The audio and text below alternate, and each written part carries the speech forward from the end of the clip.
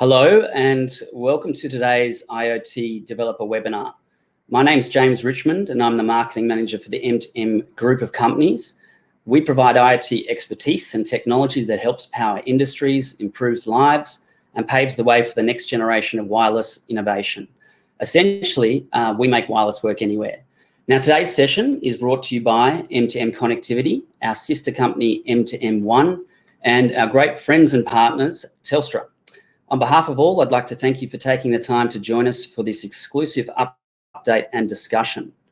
Now, did you know that the Telstra has announced the shutdown of 3G network by June 2024? The fact is, Telstra has actually already started progressively sunsetting this service across Australia. This presents a major risk to many service providers, but conversely, a massive opportunity to improve and transform services with new connectivity technologies. So in today's session, we're going to be covering the what, the when, the why, and the how. We'll be talking and sharing Telstra's latest shutdown schedule and implications for your operations, and things to consider such as timing and the solution and next steps. Now, to provide some perspective and insight on this subject, we'll be hearing from two industry telecommunications and IoT experts.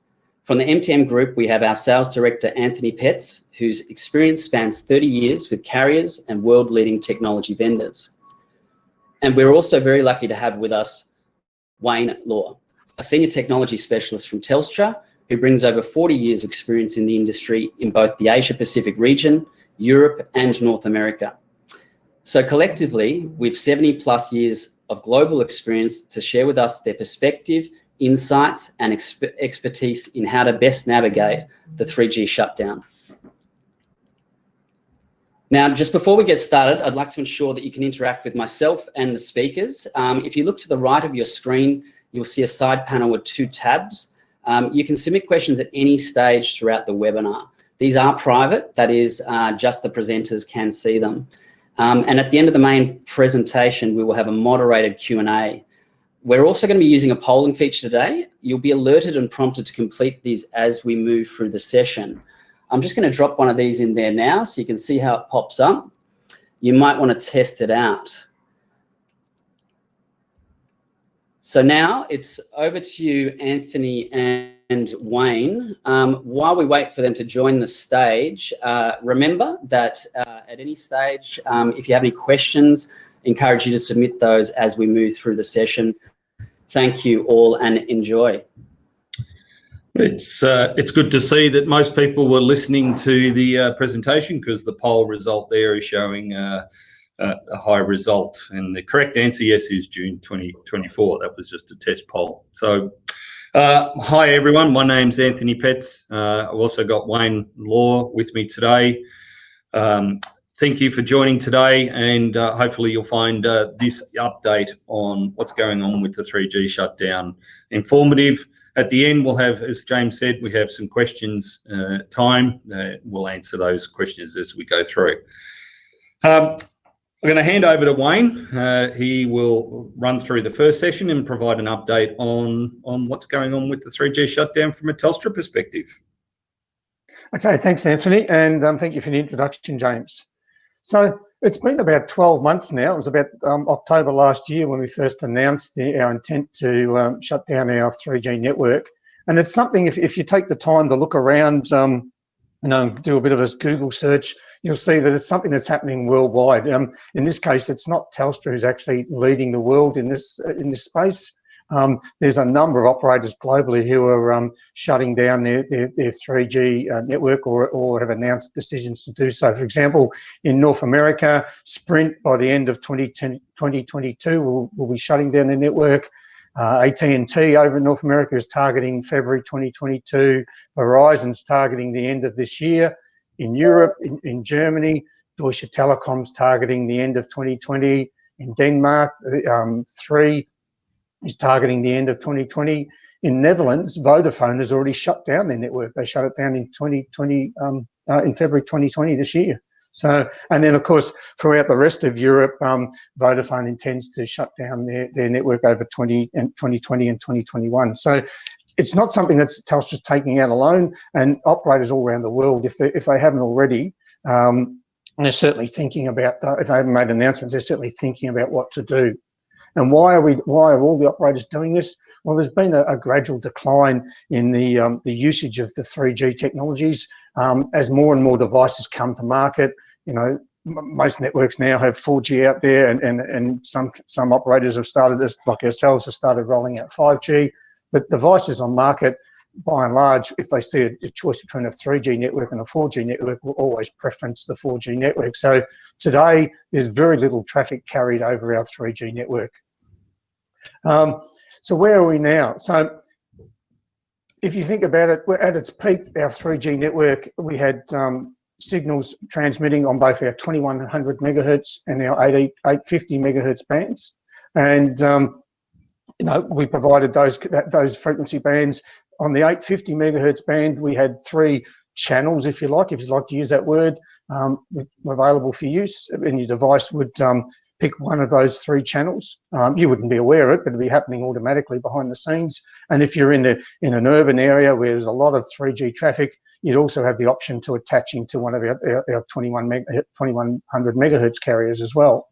Well, we've already shut down our 21 megahertz carriers altogether already. And those of you who are astute, you might have actually noticed that we've actually refarmed those and are now using those for 4G to give increased coverage and capacity in 4G. In many of our sites, as I said before, around Australia, many of those sites had 2 and 3 channels on the 850 megahertz band. Today, we've actually paired that back to 1 channel. And again, most of you wouldn't have even noticed that we'd actually wound back and turned it back to 1 channel. Your device would have just turned on, looked and saw there was only 1 channel and said, well, that looks like the one for me, I'll take it.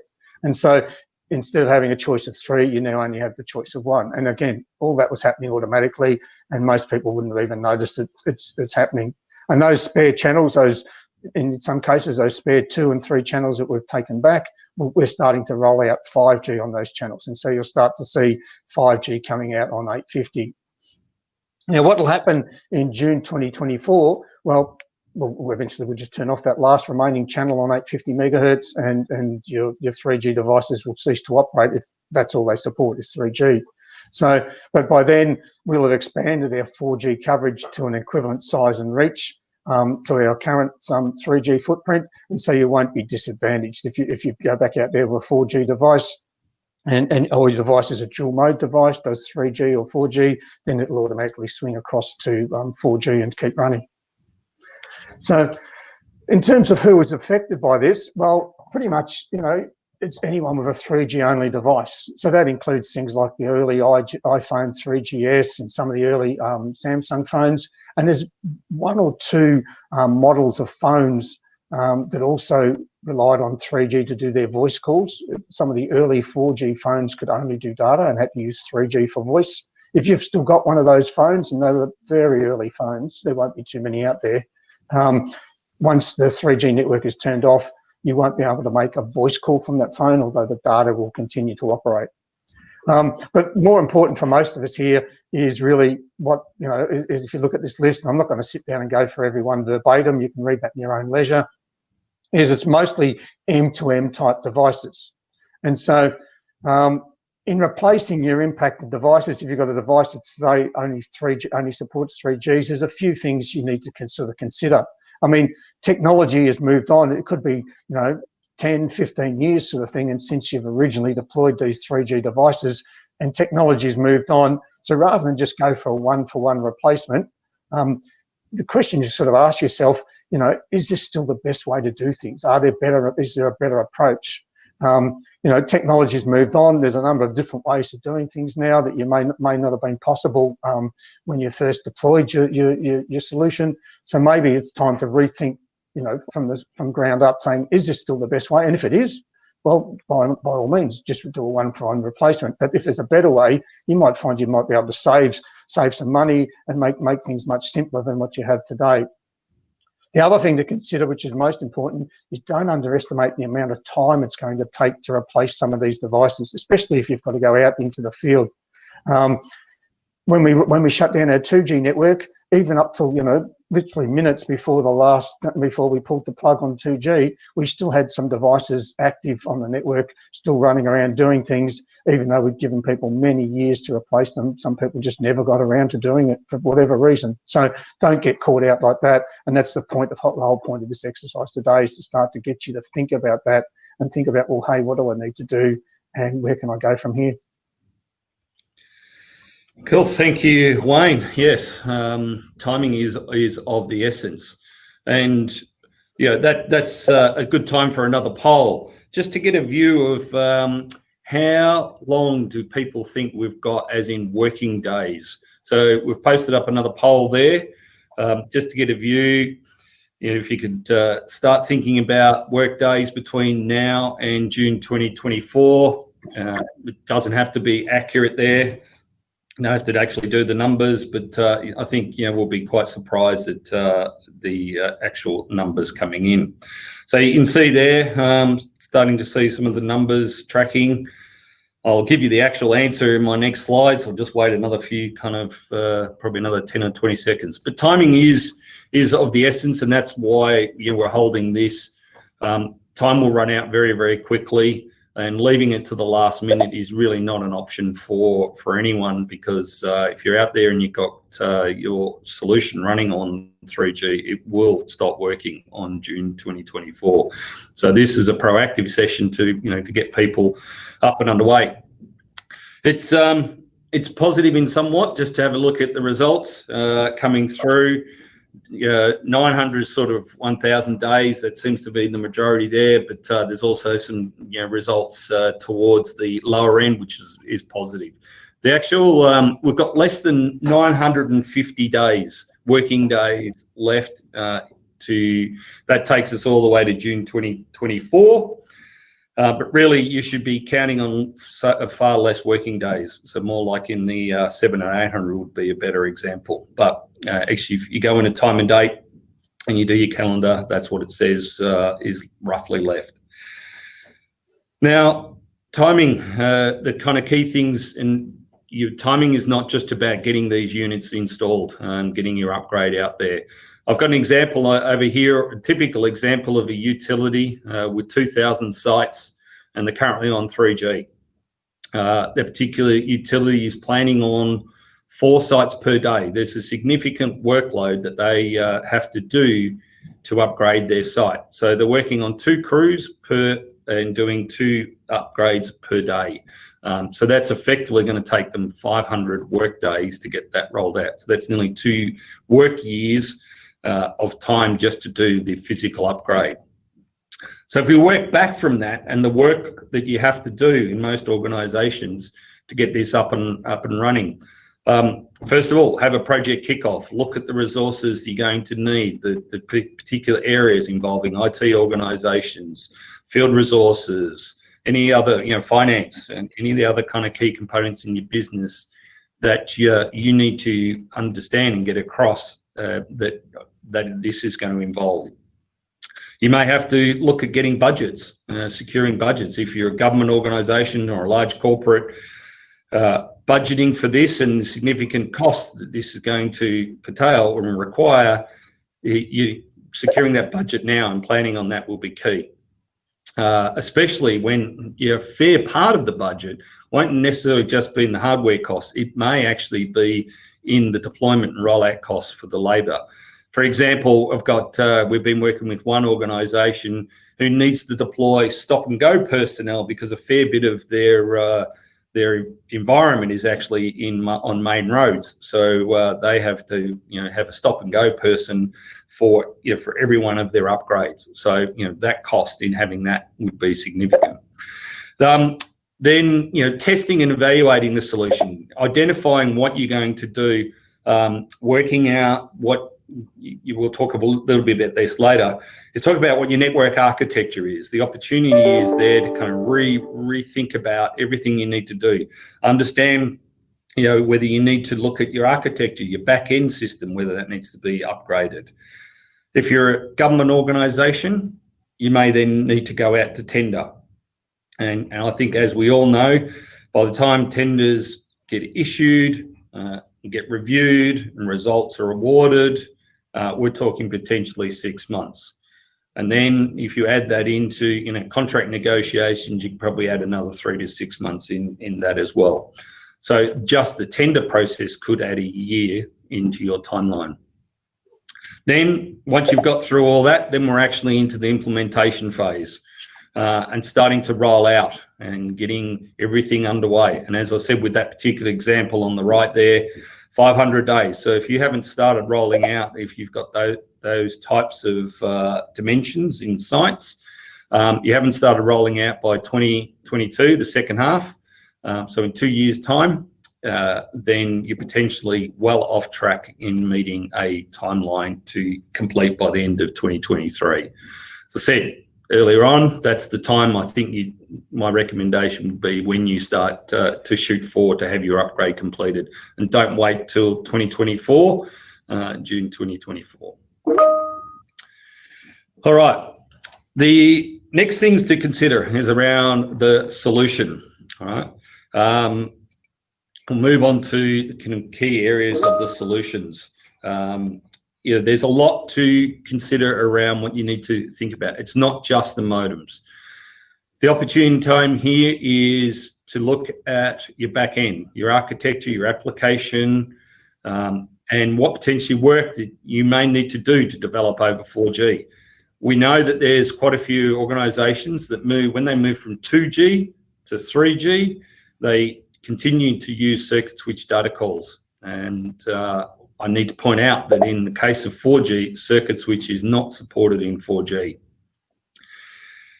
So if you are in that instance and you've got no options but to continue down the path of circuit switch, certainly do reach out to us, because we have created a circuit switch to IP emulation. And I'm already working with a couple of organisations, and where they can't change their application, that is something that's there and they can't change it. So we have a solution for that. Look at your modems and your hardware, and I'll certainly talk a little bit more about that, what type of modem that you need and router that you need. Antennas, potentially you may have to upgrade your antennas and your frequency range for those antennas. So the opportune time, you look at that as well. Coverage, as Wayne mentioned before, with 3G and 4G coverage right now is going to be different. 4G is not absolutely everywhere where 3G is today. However, Telstra have made it clear that by the time 3G is shut down, there will be equivalent 4G coverage. So you may be in an instance where you have already started your rollout, and there may not be 4G coverage. So you may have to consider it when you upgrade those sites from 3G to 4G. Okay.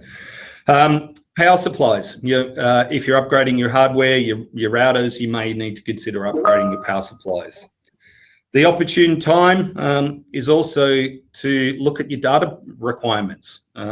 Take the opportunity to consider how much data you're going to use or likely to use, especially if you're going to re-architect your solution. My recommendation again would be to upgrade your SIMs. It's always good to put the latest SIMs in there. The other very, very important thing is look at your security and your network architecture, and make sure that you've got everything covered from all the way through from security. And one of the things which I'll talk about later on is around device management. So have a look at that overall architecture and make sure that your solution, it's the right time to redesign your whole solution, and consider everything in there around network and architecture. All right.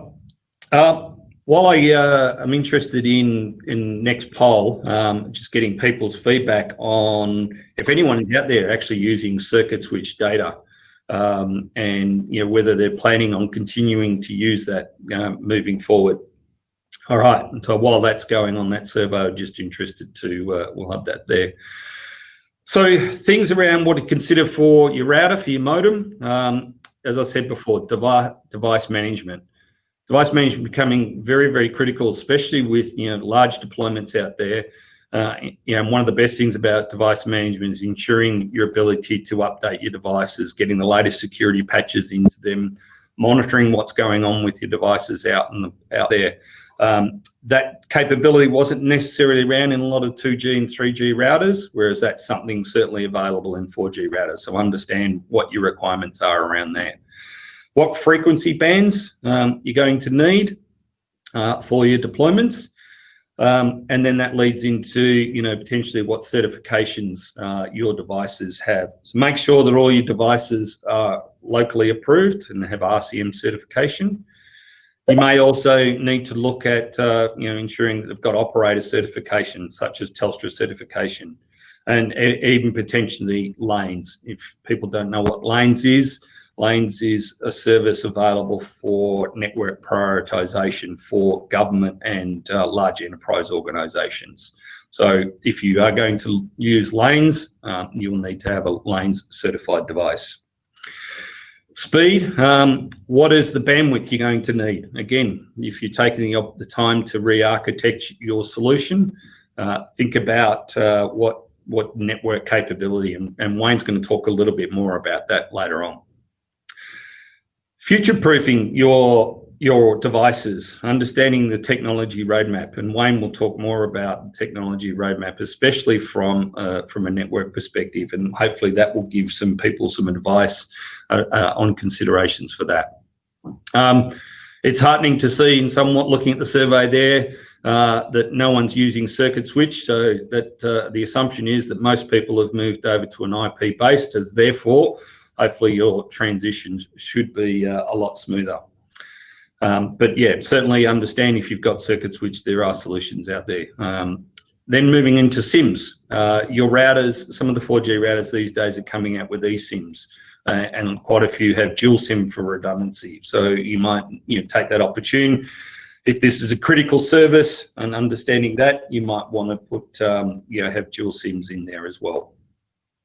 What are your interface requirements? Serial, you might have serial today, but you might be looking at moving over to Ethernet. So, understand, again, how many Ethernet ports you might need. What's your environmental conditions that you need the router to work in? Do you need high IP ratings, high temperature ratings, low power usage, and those type of things? And whether you need any sort of onboard programmable logic capability. So that's kind of just key things that we are recommending your considerations for your router. And then I'll hand over to Wayne to talk about what are the sort of network technologies that are available, certainly moving forward. Okay, thanks, Anthony.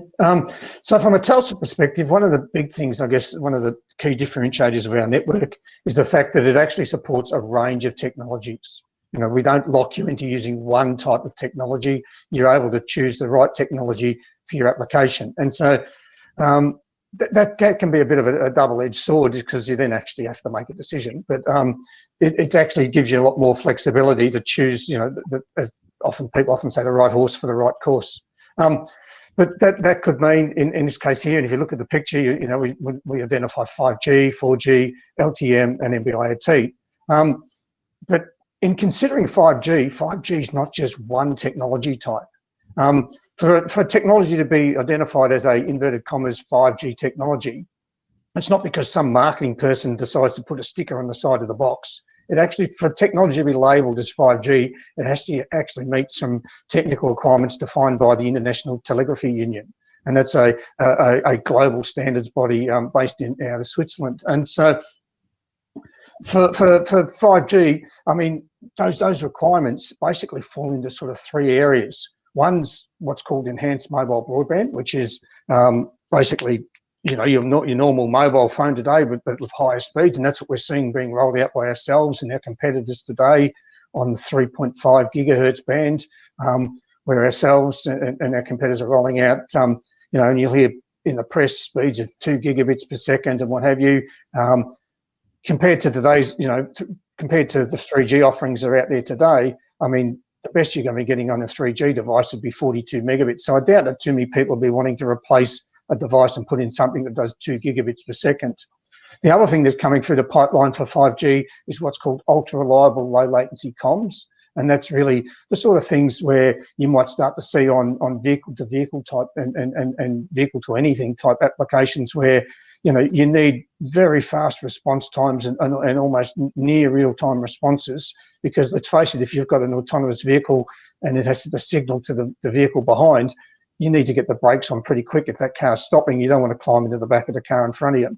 So again, most of your applications today that you're running on 3G would not need that sort of latency, that extreme low latency. But the third sort of grouping of characteristics that a 5G technology has to support is what's called massive machine type communications. And that's where, you know, what today everyone calls, in previous years would have been called M2M, and today is called IoT. Your massive machine type applications are handled by two technologies, and that's LTE and NB-IoT. And both LTE and NB-IoT are classified as 5G technologies. And so that's a really good thing, because what it does is, Anthony spoke about technology roadmaps. Though both those technologies will continue to evolve as requirements change in the future. And so you would have seen an announcement, you may have seen an announcement that Telstra put out recently, where because both LTE and NB-IoT are deemed to be 5G technologies, they'll actually be dovetailed into our 5G deployment plans. And so, as you can see here on the slides, you know, LTE and NB-IoT will be, you know, we intend to provide those technologies and support those technologies at least until 2035. The only caveat being it's subject to the us retaining our spectrum leases. Obviously, if we don't have spectrum, it's a bit hard to have a service. Whereas in contrast, and what it means is, even sometime down the track, once we turn off our 4G network, those two technologies can continue to work in parallel with existing 5G technologies, because they are deemed to be the technologies of choice for that massive machine type communications applications. So what technology you choose is really going to be dependent by a number of factors. And so some of the things you might want to start to think about is, you know, as Anthony's already said, what sort of throughput do you want? Not only just instantly, but also, you know, per month, for example. I mean, to give you an example, and it sounds a bit far-fetched, but it's actually a true story. I got contacted a couple of weeks ago by a supplier who asked, you know, came across to me and said, well, what's Telstra's view on doing, you know, 200 megabits per month on NB-IoT? And I must admit, I was a bit gobsmacked by the question. And I asked, you know, they didn't tell me what the application was. And I said, well, what are they doing? Electronic jousting sticks? Because frankly, they must be dreaming. I mean, you wouldn't do 200 megabits per second, 200 megabits per month on NB-IoT. It's just way too much data for that technology.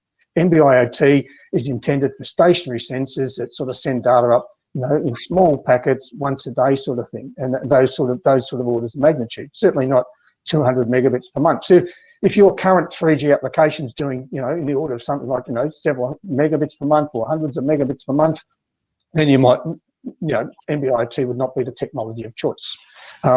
Even at 200 megabits per month, I don't know that I'd be wanting to put that onto LTE. To be honest, I'd be tempted to aim for a 4G technology and maybe use a Cat4 or a Cat6 device or something like that.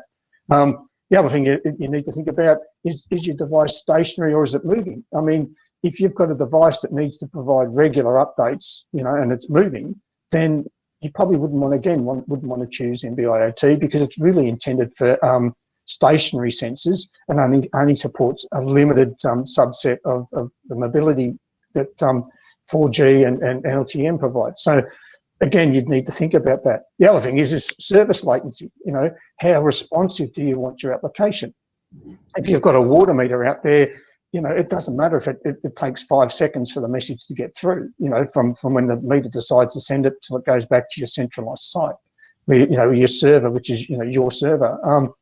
So whereas if you've got you know, say a vending machine, if it's taking 5 or 10 seconds for the message to go bouncing back and forth, but, you know, between, you know, to do, say credit card verification like that, that may not be the best choice to use, because you'll have your customers pounding on the side of your Coke machine, trying to work out what's going on. You know, why haven't I get my can of Coke yet? It's still waiting to negotiate back and forth. So you need to think about user experience and that sort of stuff, and what the implications are for that. And so this is where, you know, this is what some of the things that sort of, I guess, set LTM and NB-IoT apart from some of the other technologies that operate in the 900 megahertz band, some of the the so-called unlicensed technologies. Some of those technologies, they're cheap, they're cheerful, but they won't scale well. They don't necessarily have the technology roadmap that LTM and NB-IoT have to take you forward. Thanks, Wayne. And yeah, for the people who are on the webinar, we did host a Cat-M1 versus NB-IoT discussion a month ago, or I think about 6 weeks ago. That has also got some really relevant information around what the differences are between the technologies and why you'd use one over the other. So please have a look at our website and you should be able to find the links to that. And now a few people have kind of hooked onto the poll. Yes, we're just kind of running a poll just to see on what technologies people are planning on using moving forward, based on this kind of as a roadmap and giving people visibility, especially, when you don't, we're all, going to upgrade our 3G devices. We want to avoid the costs for as long as possible. So, having this visibility of timelines, I think also may help organisations look at what those options are from a network. You may not have choices. You may not be able to use Cat-M1, especially if you're going down the path of 4G, and you need sort of the Cat-1 to Cat-22 type speeds. But it's interesting to see that we've even got people who are looking at 5G requirements, in the high speed and low latency. So thank you for the people who have completed the polls. All right. Really, this webinar was a thought-provoking and a time-provoking program. This was about getting organisations to understand that this is happening. It's out there. Time's running out. The clock is ticking, and you really need to start thinking about what you're going to do, when you're going to do it, and how you're going to do it. And hence the who, what, and why. How we pitch this. It's important that you start that dialogue with your suppliers, with whether it be your Telstra client executives, as well as your hardware vendors, as well as internally within your business, to really understand what are you going to do, how you're going to do it, and when you're going to do it. Get people involved to take stock about what is this program of work going to undertake. How big is this? What are the budgets you're going to need? How many devices do you need to upgrade? What are the logistics you're going to need to do? And then really start to understand what your needs are. Once you identify what your needs are that you'd like to do, effectively your wish list, start writing that wish list down. That may require deeper integration, deeper customization, and a whole rethink about your network architecture and your application. So certainly spend time to identify what you're doing today, what you'd like to do in the future. And then once you've got all that down, evaluate what your options are. Look at your hardware, what connectivity requirements you're going to need, what the network technology is available for you to move forward. And then obviously the key thing here is to set that timeline, map out how long it's going to take, and then set a program and a project, and even have a project manager running this overall program for you. Thank you for that. I'm going to welcome James back in, our host, and I see quite a few questions have popped through. So James, I'll let you host the questions.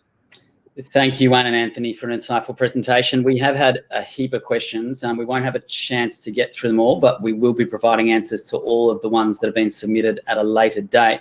But to pick up a few of these now, the first question here we have from Nikhil: is there a maintenance issue or if there is a maintenance issue on the 3G network, will Telstra perform maintenance on this until June 24?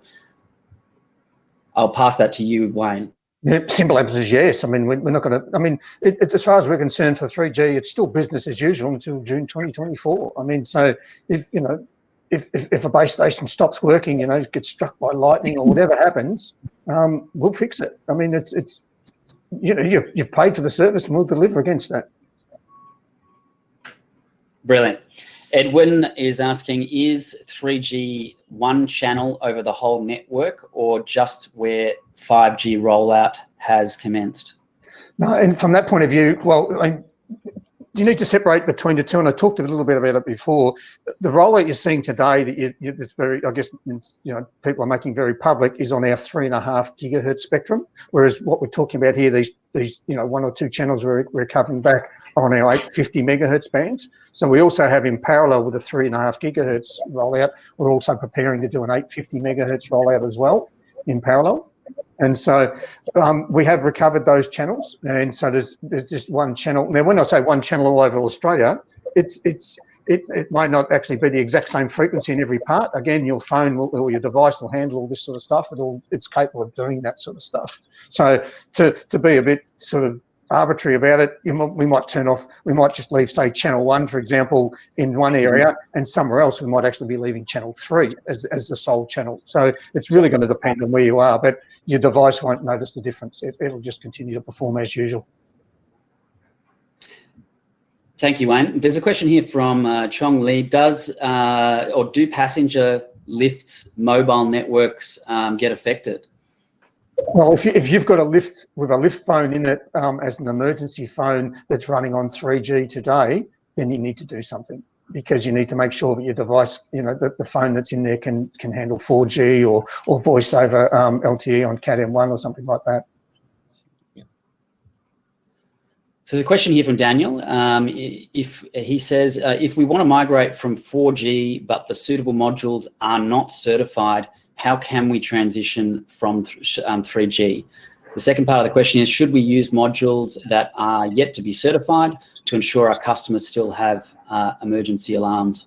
Yeah, so I'd be encouraging to talk to your supplier and find out why they haven't had their modules certified, because, I mean, let's face it, 4G modules have been around for many years, and it's just a matter for them to come up to Telstra and arrange for the certification. But I would encourage you to get your module certified by Telstra, to get that reassurance that it actually does meet the network requirements. You'll be surprised, even when we bring some of these modules in to be certified, the number of little small niggling little faults we find in some of these devices where the vendor has manufactured them and they've just got some niggling firmware issues inside them that they hadn't actually detected anywhere else in the world. Thanks, Wayne. Just looking at the questions, I think Daniel was relating that question to Volte as well. So, getting the actual modules certified for Volte, and that's a program that I know is going through. So yes, that's a work in progress for a number of the module manufacturers getting certified for Volte over Telstra's network.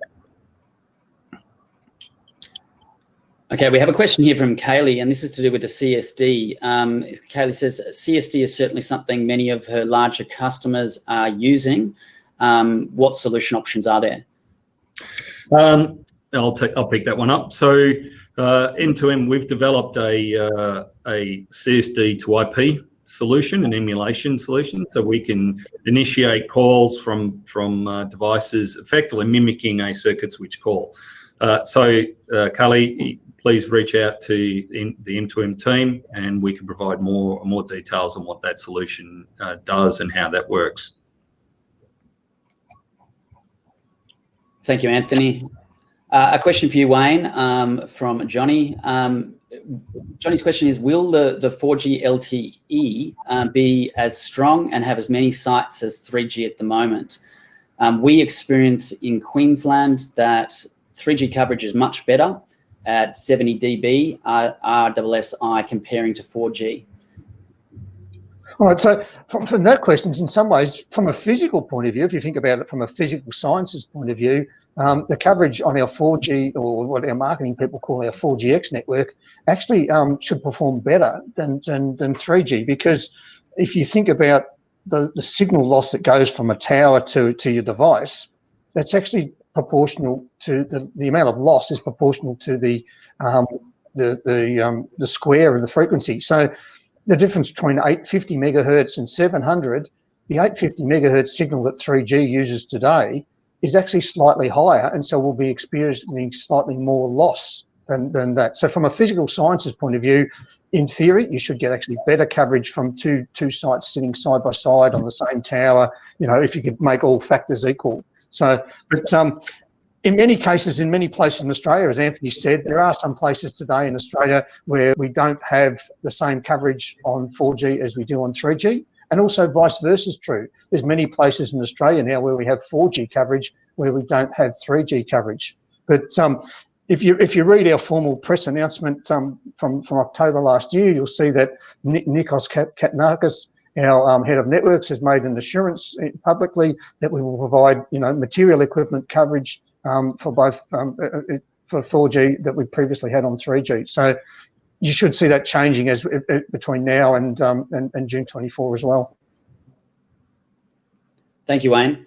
There's a question here from Stephen. He's asking, why are Telstra allowing end users to get the impression that MB-IoT or Cat-M1 has to go via the Cumulocity platform?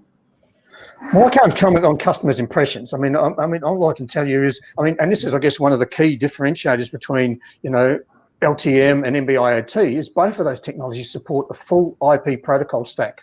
So unlike some of the competing technologies in the 900 megahertz ISM band, which don't support a full IP protocol stack, there's nothing to stop you on your device, you know, nominating the IP address of your own server and just sending your packet straight to that if that's what you choose.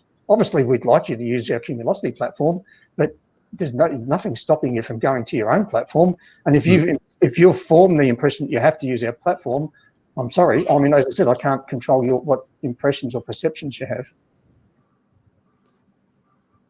Thank you, Wayne. I have a question here, which I'll pass to Anthony. Does M2M1 currently support eSIM for Cat-M1 services? That's something we're currently underway.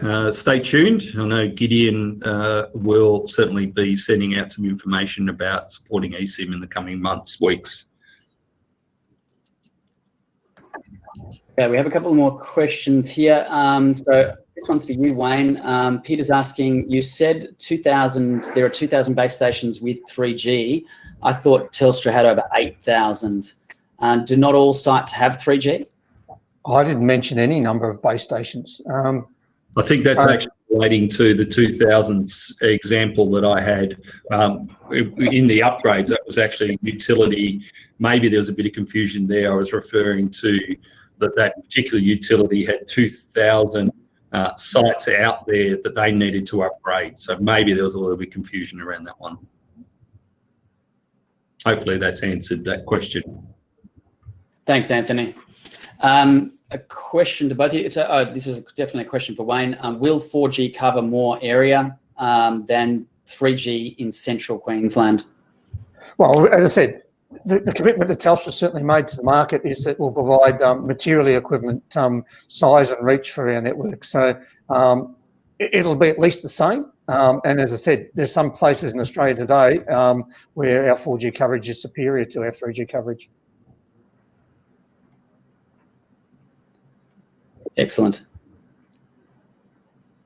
Okay, thank you, guys. I'm going to wrap things up there now. A recording of today's session will be made available and a copy of the slides will be made available. Keep an eye out for the next IoT developer webinar. Thank you once again, Wayne and Anthony, and have a great day all. Thank you.